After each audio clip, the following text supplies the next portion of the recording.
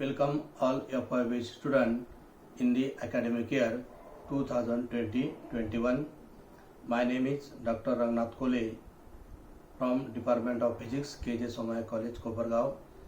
In the semester first, I will going to teach physics paper second.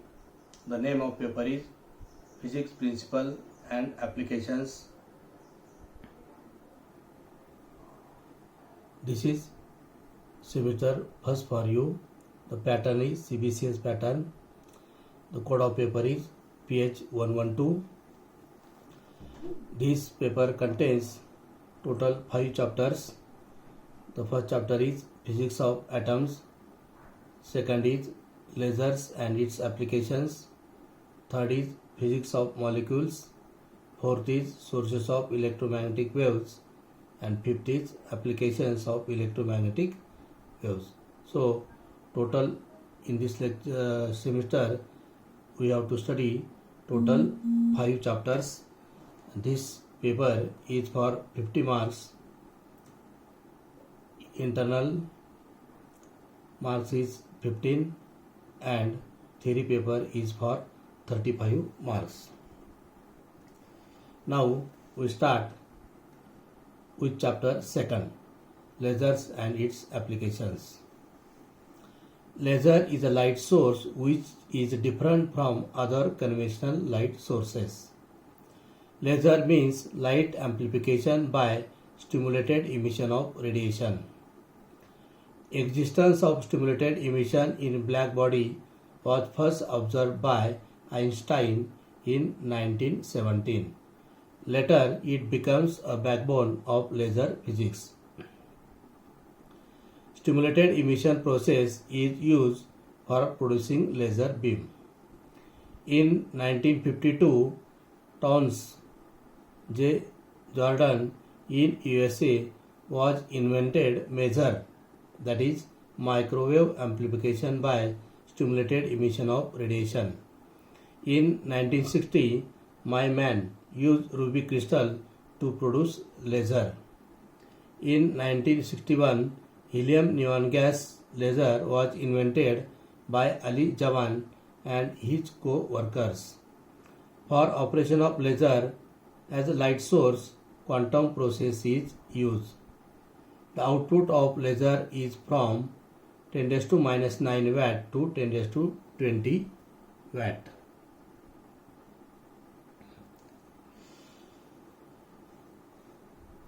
Absorption and emission of light.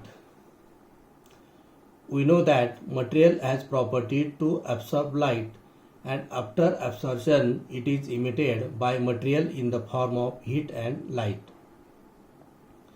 To understand this concept, let us consider an example of hydrogen atom. The hydrogen atom contains only one electron, and this electron is continuously revolving in first orbit without radiating energy. In this situation, it is said to be in the ground state having energy E1. So, first diagram is hydrogen atom in ground state. The state is first state or first orbit, and there is electron. And at the center there is a nucleus having positive charge. In second diagram, hydrogen atom in excited state E1. So here is a E2 E1 level, and the electron is excited in that level. So it is first orbit. This is 2s orbit. Ground state is a stable state. If electron in the ground state receive an energy equal to the difference in energy between the two energy levels, electron absorb energy and jump to the excited state E2 as shown in figure 2. So here is one mistake. This is the state E2. So name here 2s. So here is a E2. And this one is the ground state, that is the E1 state. If photon of energy h nu equal to E2 minus E1 is incident on the atom, the electron in the E1 state absorb photon energy and jump to the higher state E2. This is due to the absorption of light. However, electron cannot remain in the excited state for longer time, but after some time, electron returns to the ground state E1. The lifetime of electron in the higher state is about 10 raised to minus 8 seconds. While coming to the ground state, electron emits a photon of energy h nu equal to E2 minus E1. This is emission of light and called spontaneous emission. Example are light from bulb, fire, sun, candle, etc. Then we study basic principle of laser, which contains three processes. Laser action involves three processes, namely absorption, spontaneous emission, and stimulated emission. To understand above process, we consider a medium consisting of identical atoms. Let N1 be the number of atoms per unit volume in energy level E1 and N2 be the number of atoms per unit volume in energy level E2. Let the atoms in the medium are in the thermal equilibrium condition. Then number of upward transition are equal to the number of downward transitions. So we consider first process called as the absorption process. Suppose a photon of energy h nu is incident on an atom in lower energy level E1.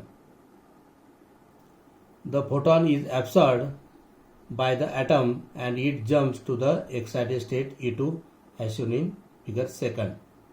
So this is the figure first, in which atom are in the ground state.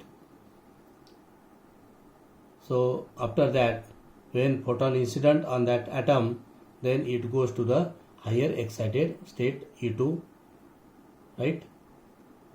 This transition is called as induced absorption.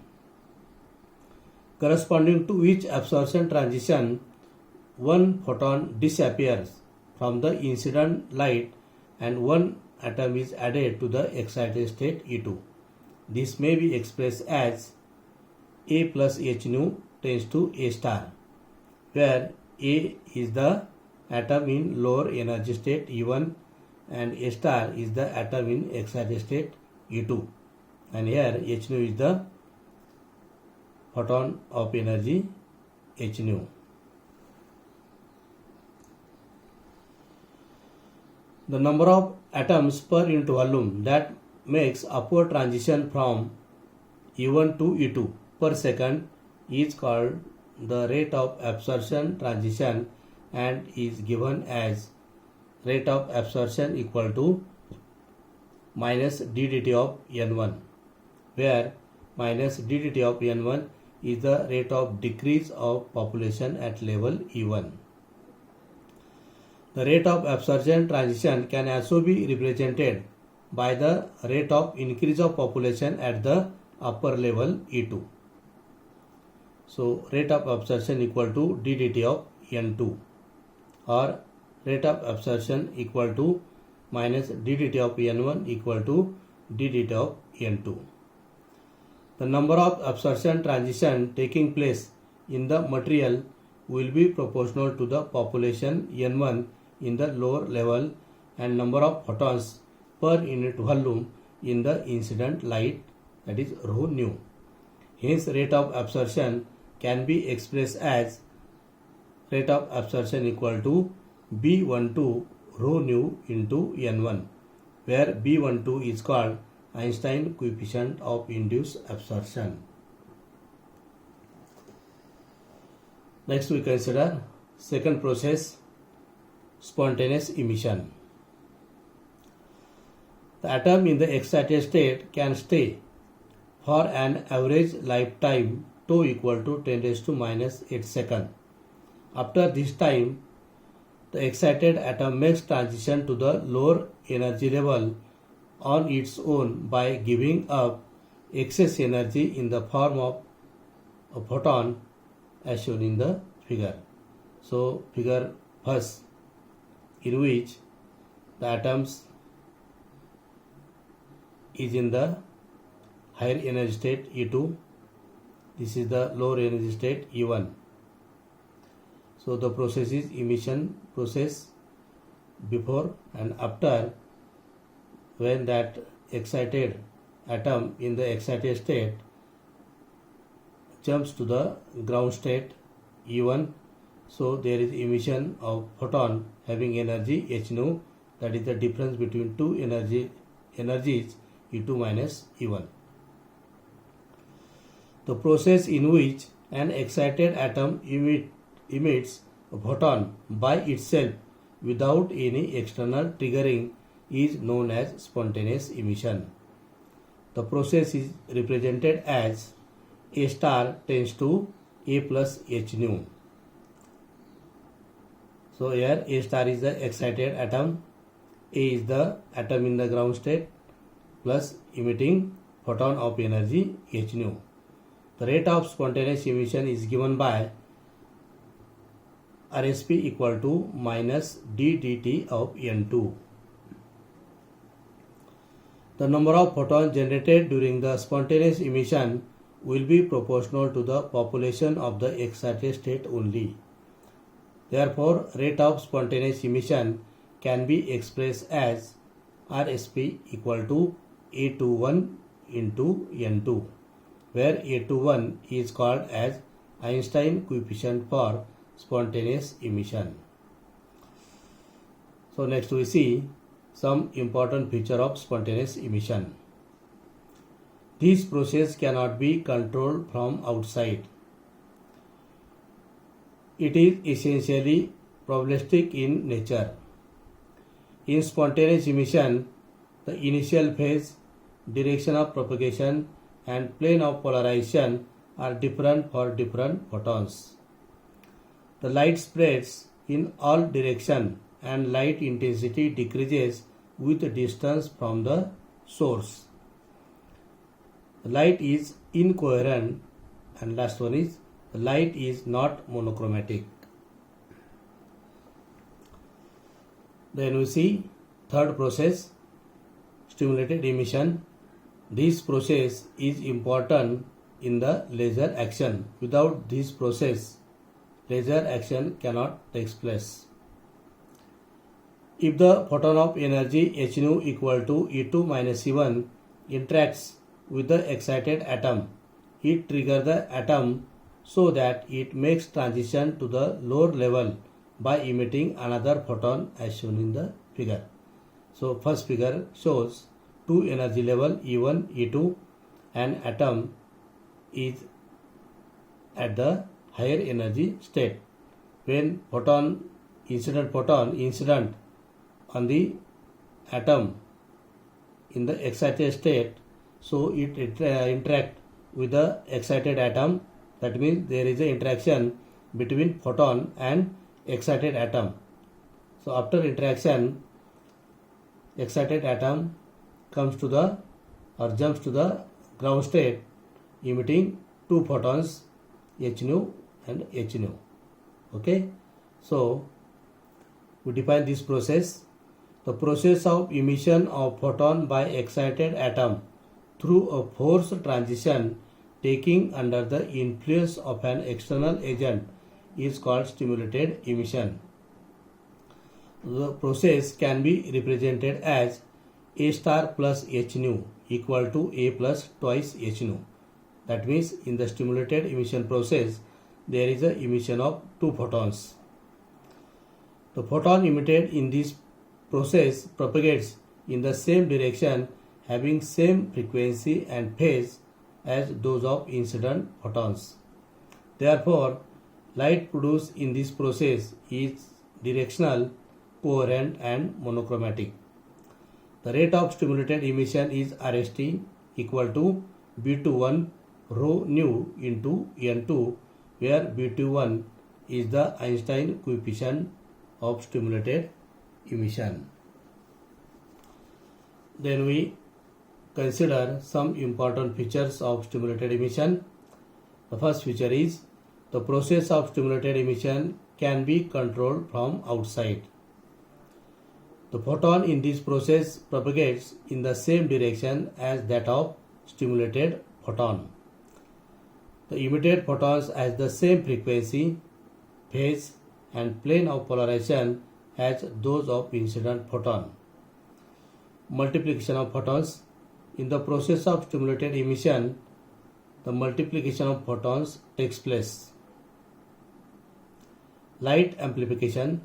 All these emitted waves are in phase and interfere constructively, and a resultant wave propagates through the excited atoms. The amplitude of resultant wave increases continuously, therefore intensity of light gets amplified. Then stimulated emission has high intensity. Then we see characteristics of laser beam. The first characteristic is directionality. The conventional light sources emit light uniformly in all directions, while a laser emits light only in one direction. Divergence. Light from conventional sources spreads out in the form of spherical waveform, and hence it is highly divergent. While light from laser is a bundle of parallel rays, it has a very small divergence. Intensity. The intensity of light from a conventional source decreases rapidly with distance, while intensity of light emitted by laser source remains constant with increase in distance. Coherence property. Light rays emitted by conventional source are not in phase, so resulting light is incoherent. In a laser beam, large number of identical photons are emitted through stimulated emission, and they will be in phase with each other, hence it is highly coherent. Last one is monochromatic. Light coming from conventional is polychromatic because it has different frequency or wavelength, but light coming from laser source has single wavelength, and hence it is highly monochromatic.